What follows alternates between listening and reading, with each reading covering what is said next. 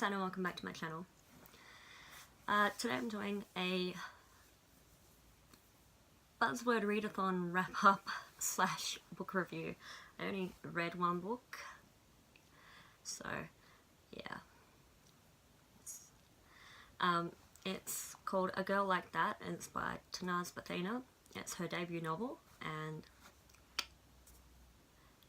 fantastic job. It's a standalone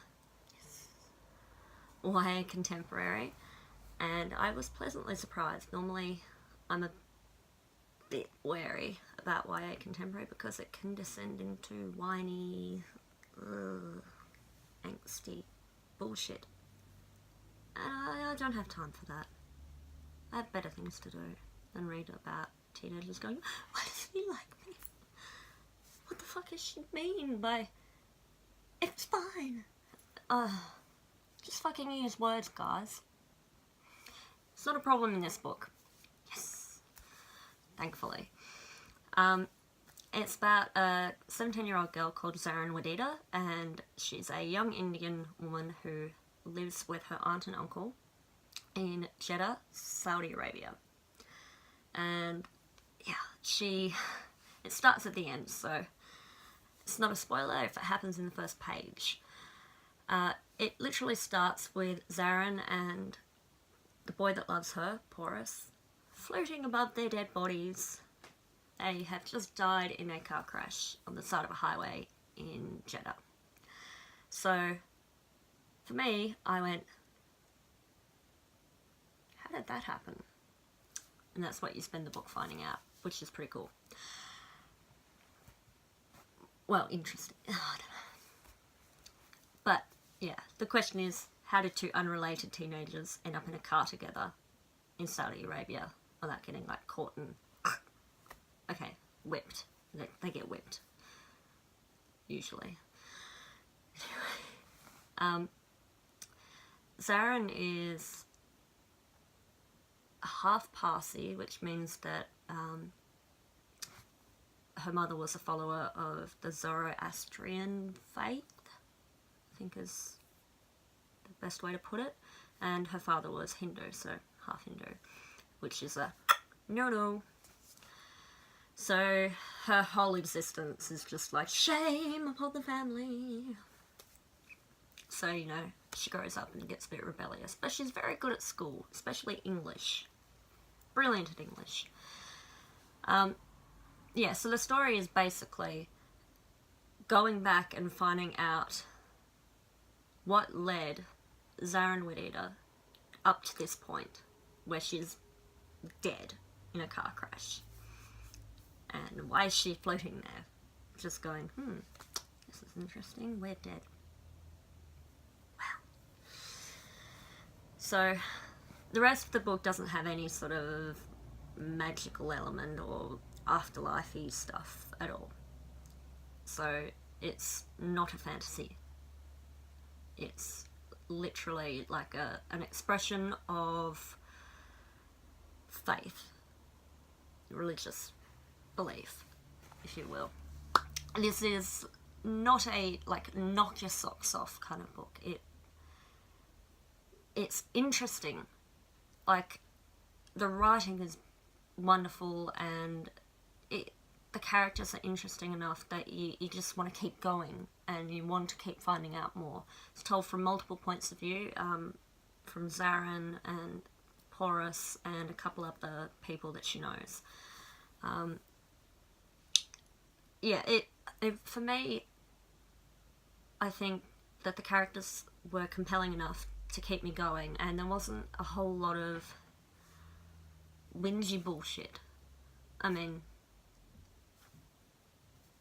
it was pretty cool. Hello, Roman, I'm filming. Hello.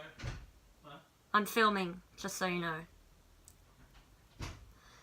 I'm dying too. Slowly. From life.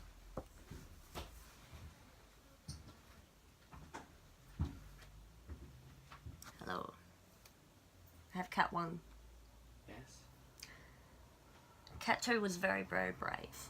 I did his eyes and he was like, get away from me! And then I finished, and he turned around and he went, "Headbutt, thank you." And he purred, and I was like, "Oh." And Lars like, "Why aren't you patting me?" Sorry about that. Yeah, so my brother just arrived home.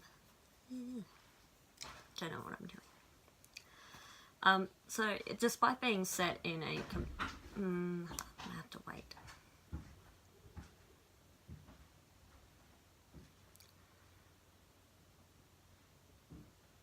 Back to it. So despite being set in a completely foreign country, so Muslim monarchy in a hot bloody fucking desert, I still found it relatable.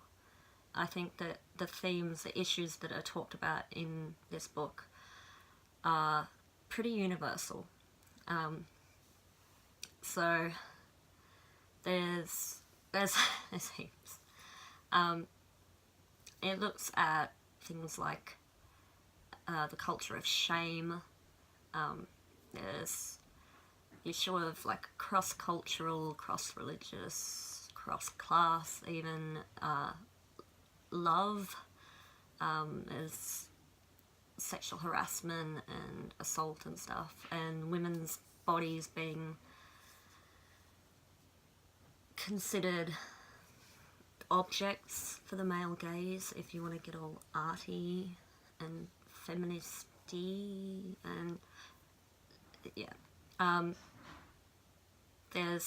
It features drug use. You've got rebellious teenagers acting out because what else do you do when you think your life is shit, or if it's actually shit. So yeah, it explores a lot of themes that I think are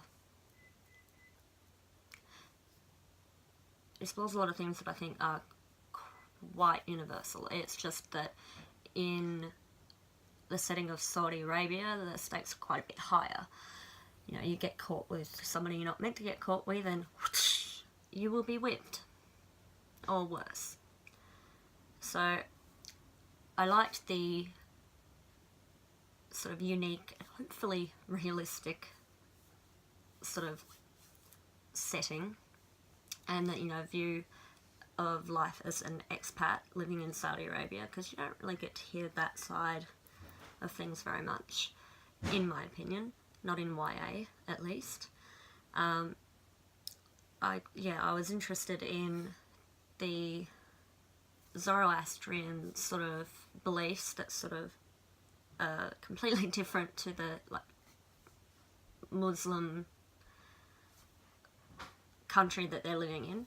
So yeah, there were just enough sort of hints without it being like preachy and like a primer. I hate my house, but I give up. I completely give up.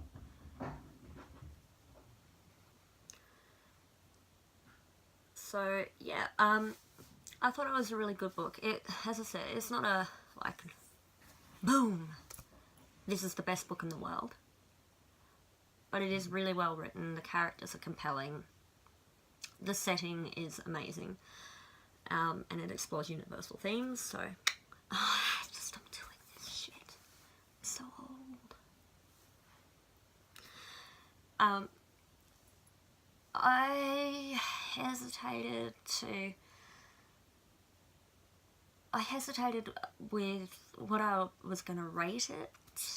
I don't know, the ending for me felt a little bit anticlimactic, but at the same time, I knew what I was getting into from the first page, so I can't really blame the author. It's all me. So I gave it 4 out of 5 stars, because it is very, very good, and I just devoured it, really. And I'm not really concentrating very well, so the fact that I actually got through it in 2 days is astonishing, really. It's not long or anything, but yeah, there you go. thanks for watching. If you liked the video, don't know which side it's on. It's probably backwards. So here, whatever. Subscribe to my channel below.